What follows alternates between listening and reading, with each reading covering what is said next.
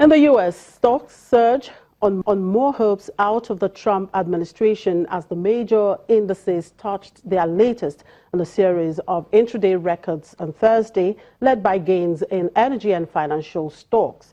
Now, the index futures pointed to a higher open on Friday morning as traders eyed the release of data and earnings. On the data front, import prices are due at 8:30 a.m. Eastern Time, with consumer sentiment set to come out at 10 a.m. On the earnings front, AON, ArcelorMittal, and CBRE Group are among companies set to report before the bell. And now Jill Maladrino, VOA Channels TV business correspondent, joins me now from the VOA studios in New York City for more. Hello, Jill. Thank you very much for joining us. I can see Trump policies have continued to drive the markets. Yep, it's a different story every day on Wall Street for sure. President Trump said yesterday that he will announce something on taxes in the next 2 to 3 weeks. He called the tax promise phenomenal and reiterates plans to roll back regulations. There was also extended gains in beating up retailers and diminished prospects for the border tax. So Dow components like Nike and Walmart were among top gainers in the index. Keep in mind, however, volumes were lighter than normal as winter storms along the Northeast crippled airports and lightened trading desks. Now, check out this stat. It has been more than 83 days the S&P 500 index has failed to decline 1% or more. This is the longest such streak since 2006, which was for a 94-day run. Now, do you think the U.S. economy can continue to do well even if none of Trump's pro-growth policies pass?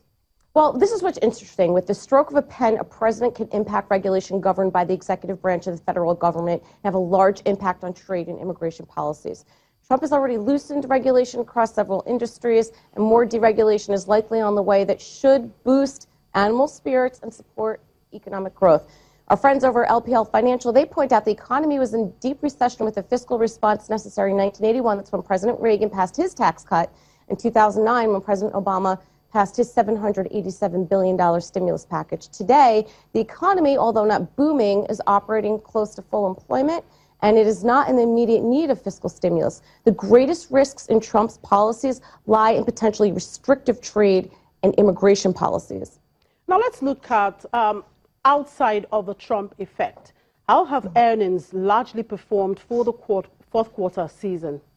Well, after a slow start to fourth quarter earnings season, a solid 69% of S&P 500 companies that have reported have now bested consensus estimates. That's pushing the year-over-year earnings growth rate for the S&P to 8.3%, nicely above the 6% consensus growth rate as of January.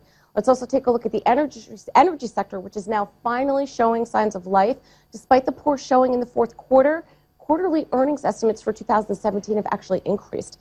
Energy growth has long been expected to return to the green in 2017 for the first time after more than 2 years of sharp declines.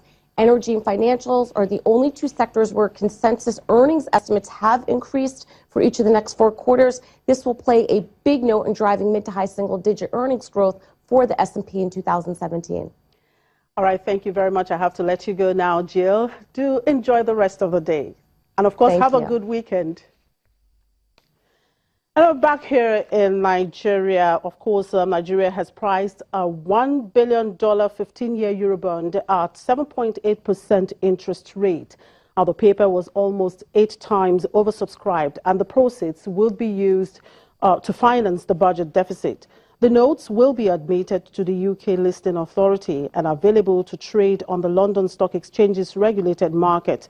The government also plans to apply for the notes to be eligible for listing and trading on the FMDQ OTC Securities Exchange and the Nigerian Stock Exchange. Well, let's cross over to the FMDQ fixed income market and see how the market is reacting to this piece of news. I'm being joined by a fixed income dealer at Wema Bank, Leko Idowu. Good afternoon, Leko. Thank you very much for joining us. Good afternoon. Yeah. Right, the federal government plans to list its Eurobond on the FMDQ fixed income market, and this is the first time this is happening. How's the fixed income community reacting to this?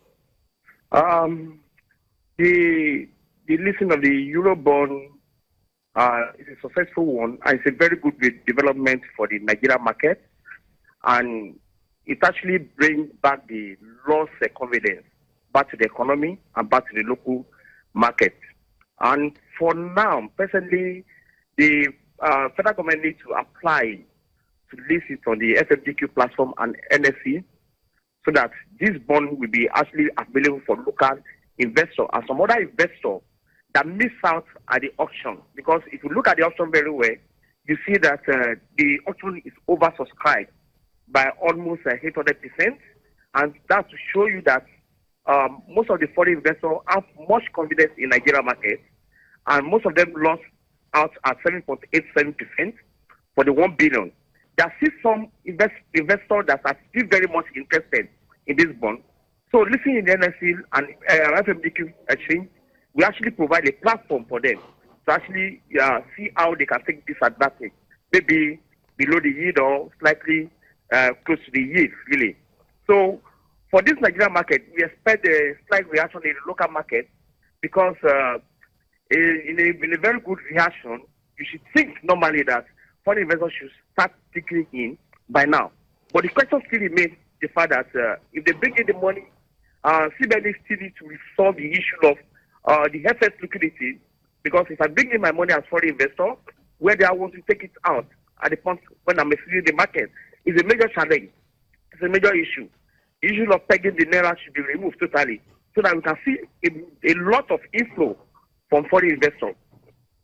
All right, thank you very much for that, Lekor Ido, Wema Bank fixed income dealers. We'll take a quick break. When we return, Egypt's central bank clears backlog of investors seeking to repatriate their funds. Just stay with us.